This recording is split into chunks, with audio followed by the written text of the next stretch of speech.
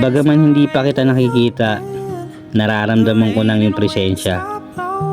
Sa bawat tibok ng aking puso, sa bawat araw na lumilipas, ang pananabik ko sa iyong pagdating ay lalo pang tumitindi. Ikaw ay isang biyayang ipinagkaloob sa amin, isang munting anghel na magbibigay ng bagong kulay at saya sa aming buhay.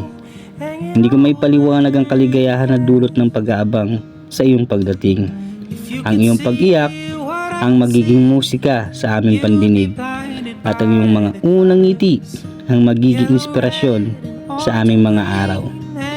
Habang ikaw ay nasa sinapupunan, ipinapangako kong gagawin ko ang lahat upang maging ligtas at malusog ka.